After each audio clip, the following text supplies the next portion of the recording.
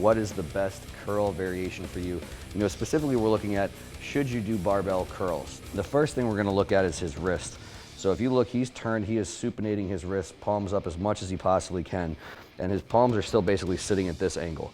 So he literally can't get his hands supinated to 180 degrees that he would actually need to get to for a barbell.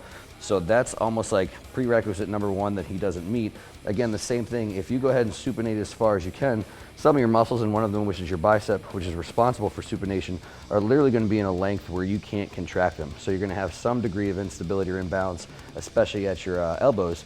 And that's where a lot of guys that do barbell curls, if they don't fit, tend to have a lot of elbow issues, wrist issues, because either your elbow's going to eat it or you're going to move stuff out of the way and your wrist and your shoulders are going to eat it.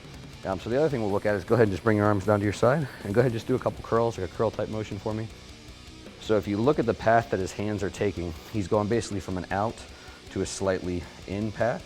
And basically everyone's got a different, what they call a carry angle. So it's really the way that your forearm sits in your elbow joint. So literally the path that he's taking is slightly out to in.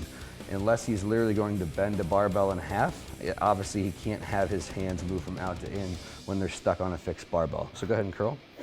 You can see that his hands are going from out to in. So go ahead and just do a couple more so people can clearly see that. So basically his hands are going closer together, further apart, closer together, further apart. If he's holding onto a barbell, unless he literally breaks the barbell in half, if you do that, you win. You don't need to do curls.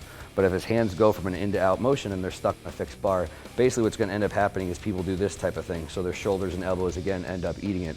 So what are the options for him? So again, can you barbell curl? If you meet those two requirements, one, where you can actually supinate to 100 degrees, and two, when you curl, your hands stay the exact same distance apart the whole time, then barbell curls might be a good fit for you. For him, they might grow his biceps a little bit for a period of time, but 2, 3, 5 years down the road, he's going to have elbow tendonitis and wrist issues and shoulder issues. So what are his options? I'm going to have him go ahead and grab some dumbbells. Not overly complicated. You just want to actually see, like, what is your body capable of doing? So we're not having this in to out type motion. The first thing we want to make sure is his arm is pointed straight up and down relative to the ground. So he actually can just side lean forward just a little bit. And then from there, he can just go through a curling type motion. So his hand doesn't have to be at a fully 180 degrees. It just supinates as far as he can. And this allows his hand to move slightly in and out without being fixed to another grip. And so then when we wanted to switch arms, all he would literally do is lean to the other side.